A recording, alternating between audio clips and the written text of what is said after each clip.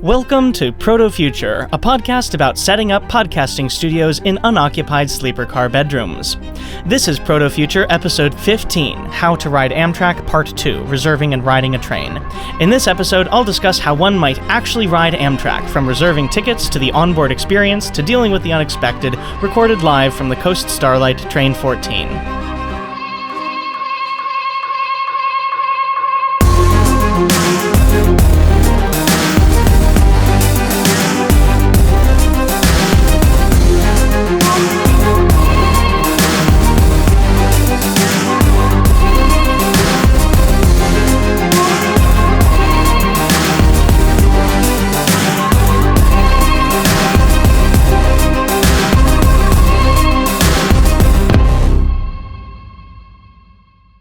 The first step in taking the train is to obviously establish your origin and destination. If the last episode didn't thoroughly expound enough on all possible Amtrak routes and stations, one easy way to identify if there is a train between where you are and whether you need to go is simply to go to the Amtrak website and on their main page punch in your origin and destination. That may work well on your first try, but it may also introduce some systematic quirks which the uninitiated would miss. For example, if you lived in the northern DC suburbs and wanted to visit New York, your choice between Amtrak stations could yield very different results. Rockville, Maryland offers only one departure a day on the long-distance Floridian Knee Capital Limited, whereas New Carrollton is right on the Northeast Corridor and has 20 departures a day. That's not to say that you couldn't depart from Rockville. It would just be much more convenient to take the Rockville DC Metro station to Washington Union Station, then start your Amtrak journey there. Thus, while it may be useful to begin looking for trains on Amtrak's website, and while the new UI does an admirable job of suggesting nearby stations, nothing beats the visual acuity of a map-based program, so always compare it to Google, Apple, or your favorite brand of map software set to transit mode, and it can usually give you a few good options inside or outside of whatever box you're thinking of. But I would say what is far too often the limiting factor in train travel is simply just not knowing that the train runs there at all. Before I autistically downloaded into my brain the national transit landscape, I too fell victim to this annoying human constraint. I lived in Provo, Utah for 4 years, led my Scout Troops Railroad Merit Badge, and a tour of the Union Pacific's Roper Yard, RIP, and yet never actually knew that the California Zephyr called right in the middle of downtown. Train nut that I was, I somehow still thought that it took the overland route through Wyoming. 2,500 times did that train passed me by during my tenure there, and I never knew it existed. So, to solve this, it never hurts to look at a national railway map. Amtrak used to publish these as simple PDFs, which are still easily searchable online, but it now has a wonderful interactive network map right on its website. Simply go to the main page, click Destinations, then Travel Planning Map.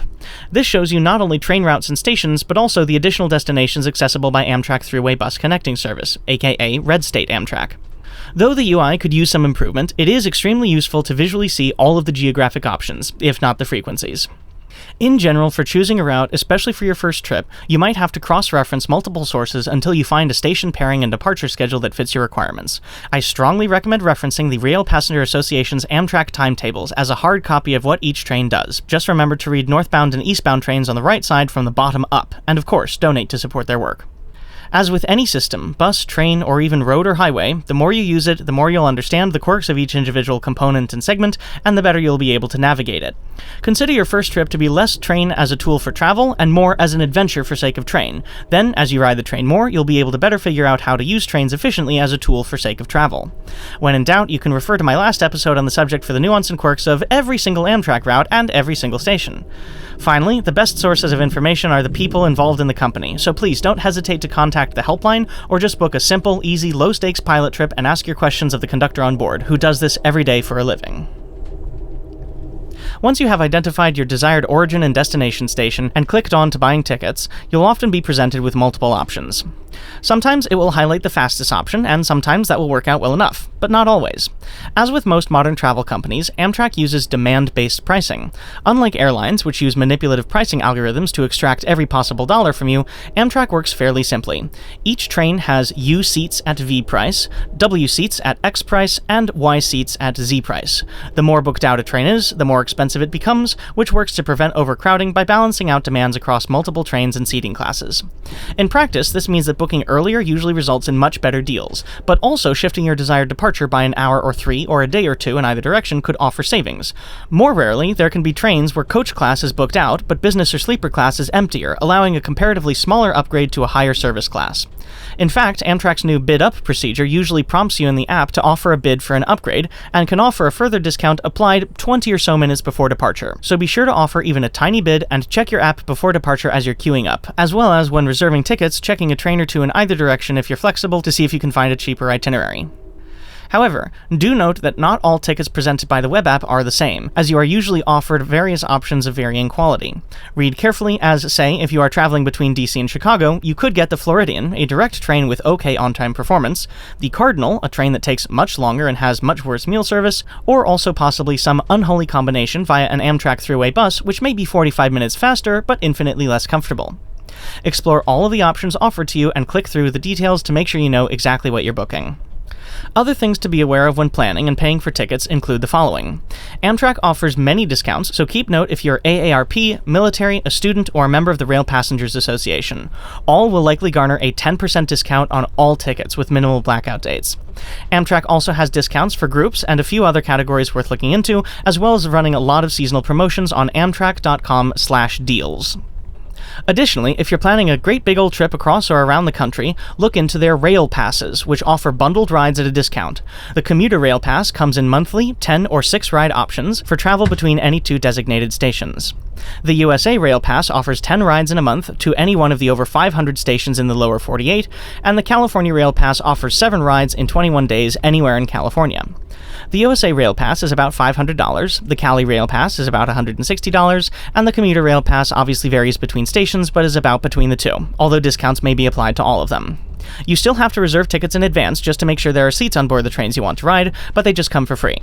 As far as long-distance trains go, the rail passes only qualify for coach seating, and unfortunately, a humongous drawback, do not allow for sleeper upgrades. On the subject, it's worth noting how sleeping accommodations work. At least the last time I checked, the way that sleeper accommodations are priced is a bit Byzantine, but fair. Essentially, it's a distance-based premium upgrade on top of the cost of a regular coach seat, but importantly, it's a flat fee per room, not per ticket. So 2 people in a roomette will cost less per person than 1 person in a roomette. In essence, filling a room to its fullest capacity amounts to about a 30% price savings compared to just a single occupant in a room. You don't need to know this, as the prices are automatically calculated by your reservation, but it's helpful to know the process in order to maximize your value. Almost every sleeper car has 3 types of accommodations. On the high end, there will be family bedrooms, which can accommodate up to 2 adults and 2 children. Regular bedrooms accommodate 2 adults, and all bedrooms come with private toilets and sometimes private showers. Some trains have ADA accessible bedrooms, but most bedrooms are disability accessible for everything but unfolded wheelchairs. So, depending on your situation, you might not need to worry about accessibility once you're on board the train. By far the most common type of sleeper accommodation, however, is the roomette, even to the point that Amtrak has since ordered all roomette sleeping car variants to keep up with demand. A roomette is the most economical and smallest sleeping accommodation, consisting of a small room with a sliding door, window, curtains, 2 seats facing each other, and a fold-out table in the middle. At night, turn-down service converts the 2 seats into a bed, and a spring-loaded, cantilevered upper berth folds down into an easily climbable bunk bed. Roomettes can accommodate 2 passengers up to 193 centimeters, or about 6'4", comfortably, and notably are considered a first-class service, with access to certain lounges, all-day coffee and orange juice in your car, free non-alcoholic beverages in the cafe car, and, most importantly, free dining car service and a complimentary non-alcoholic beverage at lunch and dinner. On some trains, chiefly the superlinered Western long-distance trains, this can include actual table service of made-to-order food from a downstairs kitchen. On other trains, usually those with only 1 overnight in the east with lower ridership, those being the Cardinal, Crescent, Kono, Lakeshore, and Texas Eagle, you're given the dreaded flexible dining meal, or basically reheated, pre-prepared airline meals that, while still tasting gourmet, look like pig slop. Otherwise, roomettes all have 3 or so shared restrooms per car, and usually 1 communal shower of varying water pressure and temperature depending on the age of the sleeper car. To round out ticket classes, first class on Nacella is very similar to sleeper class, just minus the beds, with at-seat high-quality meal and beverage service, and most trains offer a business class, which offers slightly less bang for your buck besides wider, more comfortable seats, usually free non-alcoholic beverages at the cafe car, and probably the best benefit, a quieter, politer clientele of choice trainiacs, rather than being mixed in with the rabble in coach class. I tease and mean no ill will to those of lesser means, but this humor is based in truth, as some trains, particularly the ones that go through impoverished rural areas with few other options, do occasionally attract a distinctly unique crowd. A train is never truly unsafe due to the vigilance of the conductors and onboard staff, but if you value your peace and quiet, business class may be the way to go, even if it offers few other benefits. How does the saying go? Fund only second-class trains, get only second-class passengers. The final note of concern when booking tickets is to build in time for delays, especially with transfers. If, for some example, you're taking a trip to Los Angeles, but starting somewhere in the Midwestern burbs, you may want to consider an itinerary that does not involve a 5-minute transfer in Chicago, as so much as a butterfly hitting the windshield of your first train may delay you enough to miss your connection. For example, on the inaugural Borealis, minutes into the first ever departure from St. Paul, a tornado warning hit and speed was restricted to 35 miles an hour for 20 minutes, a true force majeure. Normally, the Amtrak website or app calculates this for you, allowing you only to make what are so-called guaranteed connections, wherein you're usually automatically given enough time to absorb reasonable delays, and in the unlikely event of a missed train, Amtrak may reimburse you for your troubles to varying degrees. Occasionally, depending on your situation, or if you're daring enough, you can hard-code a non-guaranteed connection by simply reserving 2 separate tickets on 2 separate itineraries. For example, I was once traveling southbound on the Coast Starlight and then eastbound on the California Zephyr, initially with a transfer in Jack London Square.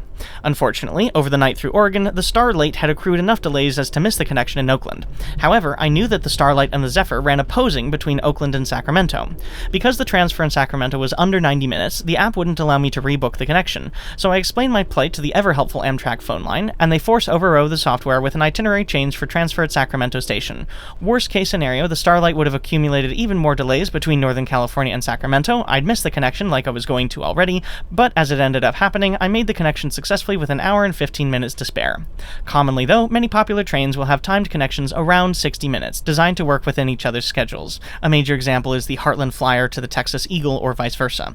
And at least some of the time, a late inbound train will delay the outbound train to allow passengers to make their connections. So overall, in most situations, you don't need to worry about the logistics of a connection, as the schedules, crew, and staff will take care of most of the issues for you, but it is helpful to know that problems can occasionally arise and be worked around with adequate planning.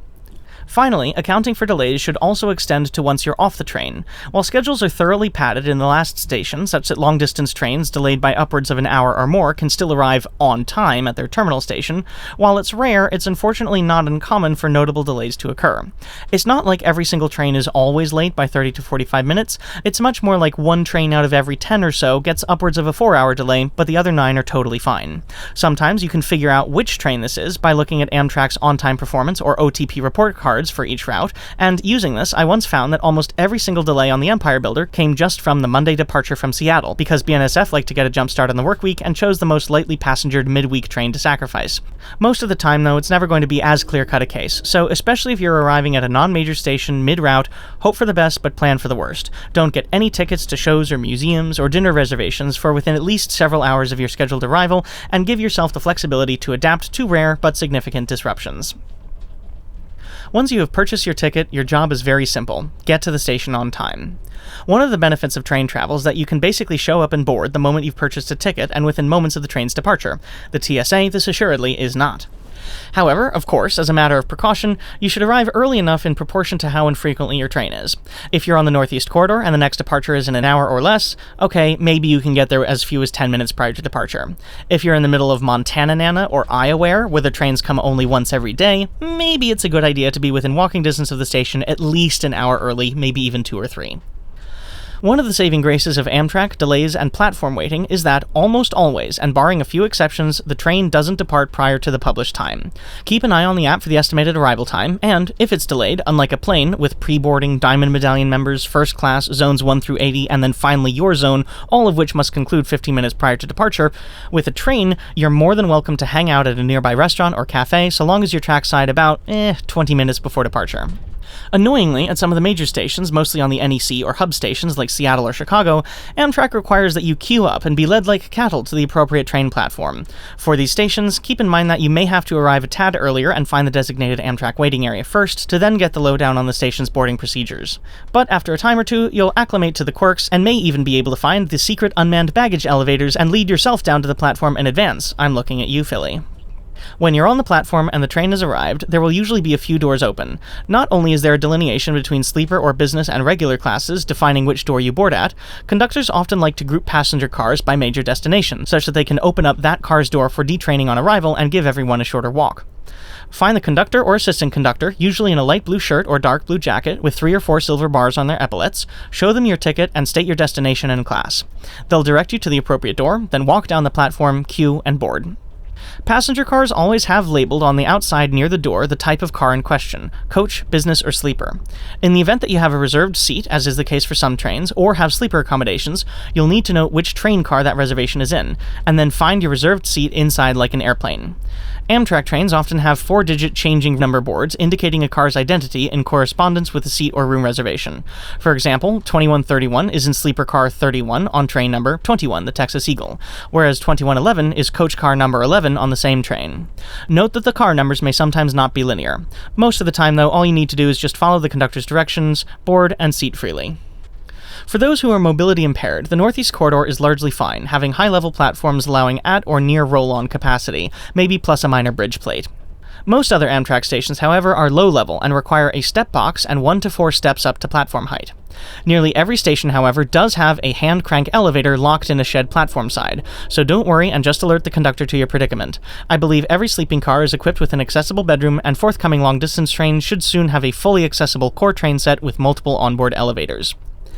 Backing up a bit, if you are checking baggage, first confirm when buying tickets if the station is staffed to allow checked baggage, but all the major ones usually are. Then report to your station's ticket counter about an hour before the train departure and hand over your bags for a nominal fee. Outside of the occasional non-folded bicycle, I think I've only checked bags once. Amtrak's baggage policy is already extremely generous, allowing 2 full-size bags and 2 large personal items, basically an all-you-can-carry policy completely for free, so suck it, Southwest. Speaking of, folding bicycles are also completely free in lieu of one of the 2 pieces of luggage. For your bags, when you're on board, you of course have under your seat and overhead shelves to store items, but if you have larger bags, there will usually be open areas or shelves somewhere inside the train car. On Amfleets, these will usually be open areas opposite the aisle of the wheelchair-accessible seating area near one vestibule. On Venture coaches, I believe they have shelving on one end. On Superliners, there's a very large multi-leveled shelving area on the lower story near the stairs. Unfortunately, Viewliner sleepers lack this amenity, although they have cubbies over the center hallway which can accommodate some luggage, just not very large bags, and conductors will often allow you to store your things in the dining car or possibly even the baggage car. Additionally, if you're in a sleeper, you can usually store things in the upper bunks even in the folded position, further offering a bit of flexibility. As far as baggage areas go, a pro tip is to pack a train bag, filled only with things you'll need on board, then unpack everything you'll need for the trip the moment the train gets underway, and settle into your room, slowly repacking the train bag as the days go on and the items are used, storing the rest of the luggage untouched. And there, you've done it. Finally, after an episode and a half, you are on board the train. In the event that you have a seat assignment, look around for your seat, keeping in mind that some Superliners have low-level seating. If not, take a seat that does not have a seat check, more on that in a moment, and politely stow your items out of the adjacent seat if it's a busy train to allow others to sit next to you. Settle yourself in, but don't explore the train until you're underway and the conductor has checked you in. Have your ticket ready to scan, and within 10 or so minutes after departure, the conductor should stop by and scan your paper ticket or app. This is especially important as, if you have a continuing trip under the same reservation, the further tickets will not activate unless each segment is scanned by a conductor. This is hardly a problem, as every conductor has a manifest for the train and can look you up by your name, activating your journey without even seeing your ticket or app, but it's always good to avoid any hassle. When your conductor checks you in, they'll put up a seat check, which is a small colored slip of paper that slides into a holder above your seat, usually with your destination code either written, punched, or torn into the paper. This designates that your ticket has already been checked and states where you're going, so that you can be alerted to your stop upcoming. While you normally don't need to fiddle with it if you're going to the dining car, cafe car, lounge car, or just stretching your legs, if you do want to change your seat reservation for any reason, such as switching sides of the train to get more scenic views, be sure to take your seat check with you and install it at your new seat. In terms of onboard experience, the seats are huge and comfortable, with nearly twice the legroom you can find on any airline, and the trains are usually mechanically quite quiet. Most Amtrak seats are the same, but the differences come in coach design. Amfleets and Viewliners are high-level cars requiring about 5 steps up from the platform, but are single-level. Superliners are low-level, requiring only 1 or 2 steps up from the platform, but are bi-level, with the upper level containing the contiguous corridor between cars. Speaking of superliners, besides a low-level cafe and usually upper-level made-to-order dining cars, they are most famous for their sightseer lounge cars, large common areas with tables, couches, and seats, and windows that arc over top your head to provide simply spectacular views of the scenery. In contrast, corridor trains with shorter running distances will sometimes have slightly less legroom and fewer dining amenities, but are still much more comfortable than any airline. One of the significant benefits of taking the train over buses, cars, or planes is that once you're underway, you're more than welcome to get up and stretch your legs. Once your ticket has been scanned, you can make a trip to the cafe or other cars as you see fit. Just be sure to mind your train legs, as, especially at speed on rough track, the train will jostle around quite a bit. If I'm returning from the cafe car, I usually have one hand for holding snacks and one hand for holding onto overhead luggage racks or candy-striped handles in between coaches in the diaphragm. It's worth noting to never ever stand between coaches on the seam between the diaphragms, as the diaphragms shift while the coaches are in motion and could snag hold of body parts. To aid in crossing cars, note that all car doors have 2 open buttons, one at hand height to press and one at foot height to kick, to aid in operating doors quickly when grasping handholds or when your hands are full. If you have to take a phone call or want to stand for a prolonged period, you're allowed to do so in the vestibule, which has the train doors where you entered and is at one or both ends of the car, or on superliners on the lower level, usually in the center. If you want, you can walk all the way to the back of the train and see the tracks receding out of the rear door. Often, you can't walk to the front of the train, even if you're in sleeper class, as the front car, especially on superliner trains, is the crew, sleeper, and lounge, and non-sleeper passengers aren't allowed forward of the dining car. Noting that there are many exceptions, especially on the Silver Service, which runs sleepers on the rear, the typical layout of Amtrak trains is as follows: 1 or more locomotives, baggage car, sleeper car, dining car, cafe lounge car, and coaches on the rear. If the train runs in an additional section, such as for a split and route, additional coaches, sleepers, and sometimes even the cafe lounge car will be on the rear. Food-wise, the dreaded flexible dining trains don't allow coach passengers to visit the dining car, but traditional dining trains can host coach passengers for $25 for lunch and $45 for dinner, all inclusive. Otherwise, the cafe car has plenty of well-stocked options, offering both light and heavy fare, hot and cold meals, snacks, drinks, adult beverages, and even hard goods like passenger comfort kits, decks of cards, blankets, etc. While neither diner nor cafe offer food on par with a grounded restaurant, it's often only a little pricier and almost as satisfying anyway, a solid step above any food I've gotten on board any other mode of transport, including cruise ships. While the dining car food ranges from quite good to just fine, and cafe car food ranges from fine to simply adequate, the drink situation has always been on point and really only continues to improve. The beer and wine selections are usually quite satisfactory and regional, spirits are abundant, and they recently rolled out a bunch of canned cocktails, even at times served with fresh-cut garnish. Remember that Amtrak isn't competing with a Michelin star restaurant down the street, but with shitty airline food: peanuts, pretzels, paper-thin stroopwafels, or cookies made out of chocolate quinoa.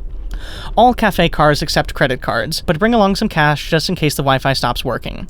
In the event that you're a budget traveler, there's no prohibition about bringing your own food, but it cannot be reheated on board. Amtrak also usually has vegetarian, vegan, and gluten-free options on board all trains. A final note about the onboard experience: if you're in sleeper class, it's customary to tip your car attendant at least $5 to $10 a day minimum, along with your dining car staff customary amounts. They work long, hard hours, deal with many crazy customers, and get the brunt of delay angers, so they're often very deserving of your monetary kindness. To round out how to take Amtrak, I'll end with a few tips and tricks. First, and straight from the mouth of an Amtrak conductor, be sure to bring things to do: books, magazines, headphones, and/or pre-downloaded movies or TV shows on a tablet or laptop. Especially for first-timers, people get all excited about riding the train, but after an hour or two, the novelty wears off and the reality of taking a multi-hour mode of transportation sets in. While I personally could easily while away the whole length of the trip looking at scenery and listening to podcasts, I enjoy the calmness of a train ride as a reading or writing retreat.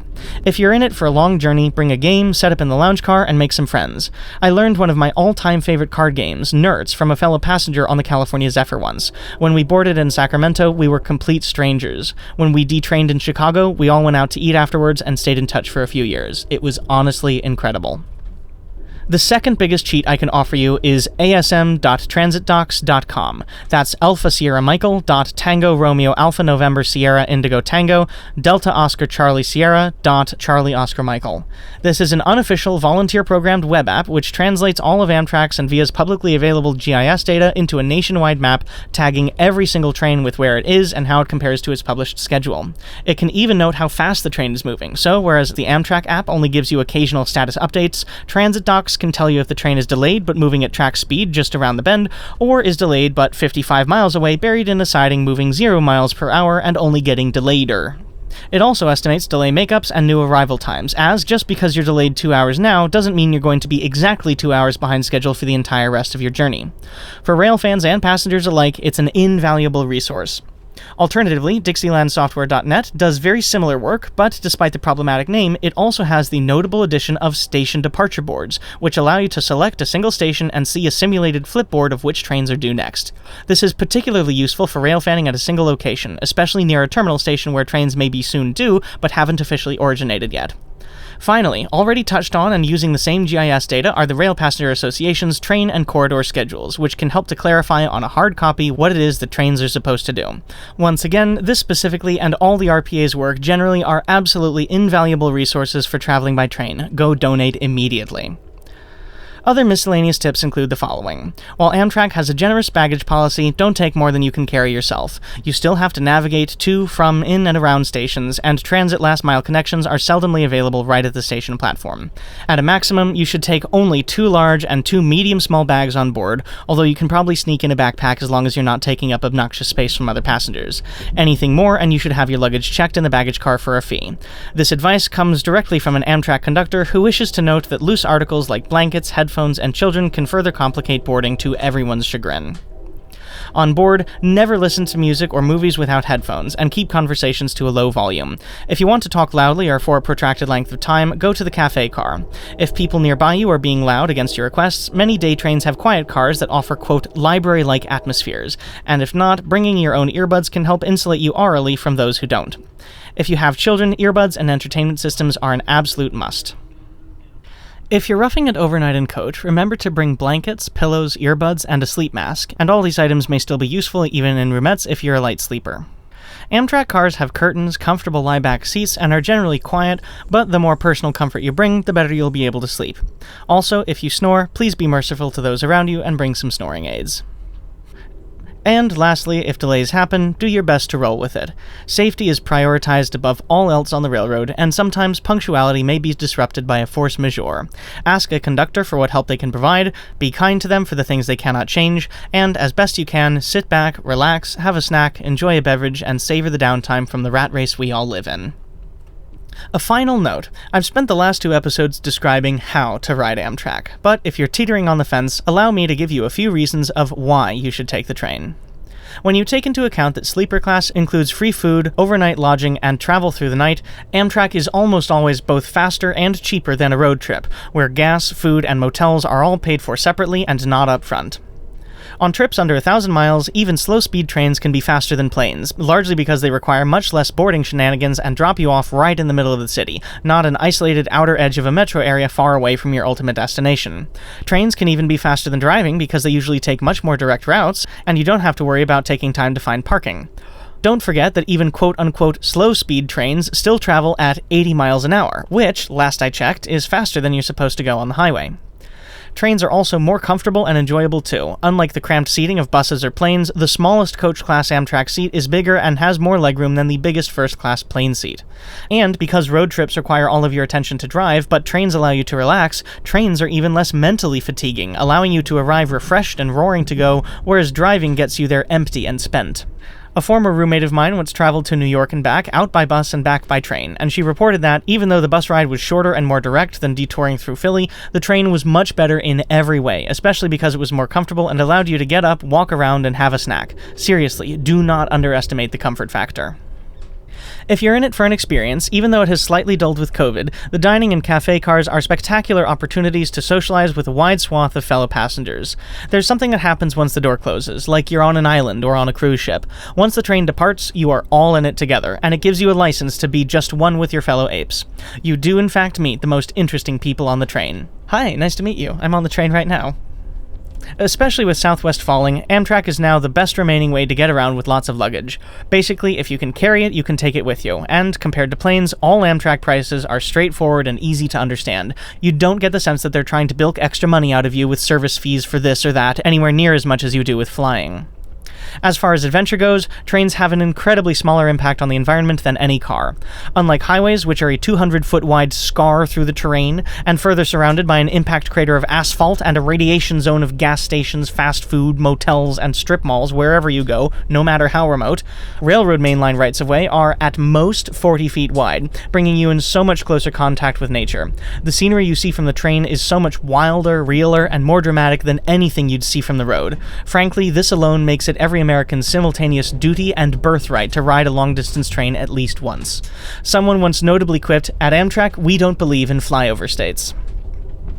Taking the train is also good for both modeling and rail fanning. You'll never get closer to trains than when you're on one, and riding a train will not only give you views of railroad infrastructure you'd never be otherwise able to get legally, it also gives you first-hand experience with operating practices that you'd never know of otherwise. If you like trains as a hobby, you absolutely must ride one sometime. Penultimately, while I'm sure you already know this from previous episodes, it's worth restating that, besides walking and bicycling, trains are the most environmentally friendly form of transportation, period. Meanwhile, private cars are the most polluting technology per person we have ever developed, and planes are a very close second. It's such a clear-cut divide that even the shitty old diesels Amtrak currently has are still more environmentally friendly than an EV. Trains are just a superior technology, especially when properly implemented, but we have to deal with what we've got currently, whereas cars are an old-fashioned mistake, the wrong answer to every question which we need to work to eradicate. Step 1 of that very long journey, ride the trains we have right now. But the single most important reason to ride Amtrak, quite simply, is to see how important it actually is. For all of its faults, failures, shortcomings, and underinvestment by the government as what should be the premier mode of transportation, in spite of every flaw you've ever heard of Amtrak ever having, nonetheless, on any average day, almost 90,000 people are on board an Amtrak train. Until you see with your own eyes the churn of 100 different people mixing origins and destinations in each coach car, some going between major cities, some going between minor outlying areas, some choosing the train over the many other options they had, others choosing it because it was their only option, some choosing it to access medical care, education, or family, others as a source of leisure, adventure, or outdoor recreation. But for all of their differences, everyone sharing the same train, will you truly understand how important a train can be. Railroads, by their very nature, are a core source of stability and integrity, but awe-inspiring, larger-than-life feasibility brought to a human scale, an undeniably beautiful yet intensely human endeavor. I think a particularly famous conductor once put it best. One thing about trains, it doesn't matter where they're going. What matters is deciding to get on.